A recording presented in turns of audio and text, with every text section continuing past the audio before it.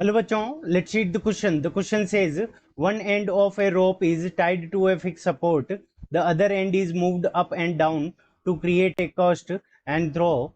What would be the nature of the wave produced by this? Option A, neither longitudinal nor transverse. Option B, transverse wave. Option C, longitudinal wave. And option D, both longitudinal and transverse wave. ठीक है बच्चों.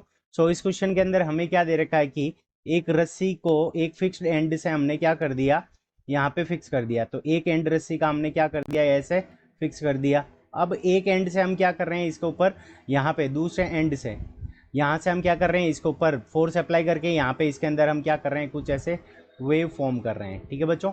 सो यहाँ पे हमारी कुछ ऐसे wave form हो रही है. ये हमारी वेव फॉर्म हो गई यहाँ पे सेकेंड एंड पे फोर्स लगाने से. सो हमें बताना है कि ये जो वेव बनी है ये किस टाइप की वेव है. सो इस क्वेश्चन को करने के लिए हम क्या करेंगे, की कॉन्सेप्ट अप्लाई करेंगे. सो की कॉन्सेप्ट.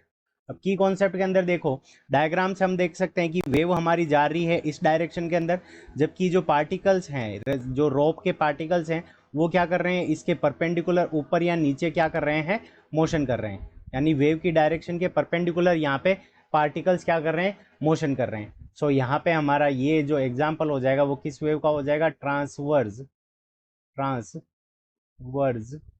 वेव.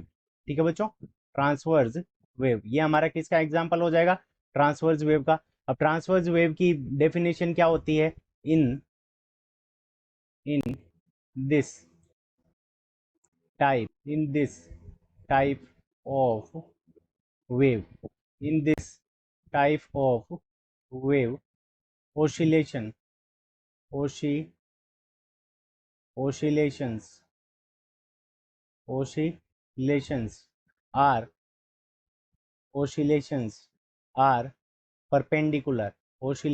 are perpendicular.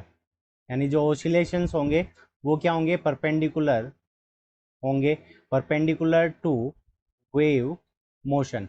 यानी जिस डायरेक्शन के अंदर हमारी वेव मूव कर रही है उस डायरेक्शन के ये क्या होंगे, परपेंडिकुलर इसके अंदर ओसिलेशंस होंगे. ओसिलेशंस का मतलब क्या हो गया कि यहाँ पे जो परपेंडिकुलर मोशन के, वेव मोशन के परपेंडिकुलर ये क्या करेंगे, रोप के पार्टिकल मूव करेंगे.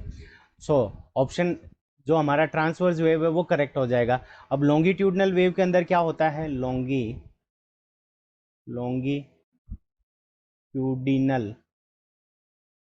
Longitudinal wave. ठीक है बच्चों.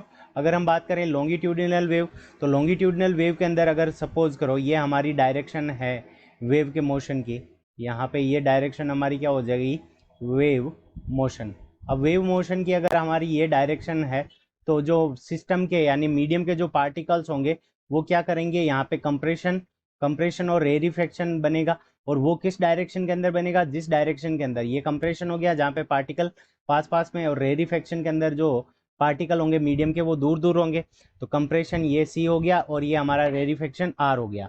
सो कंप्रेशन और रेरिफेक्शन क्या होंगे, जिस डायरेक्शन के अंदर वेव मोशन कर रही है उसी डायरेक्शन के अंदर ओसिलेशन होगा.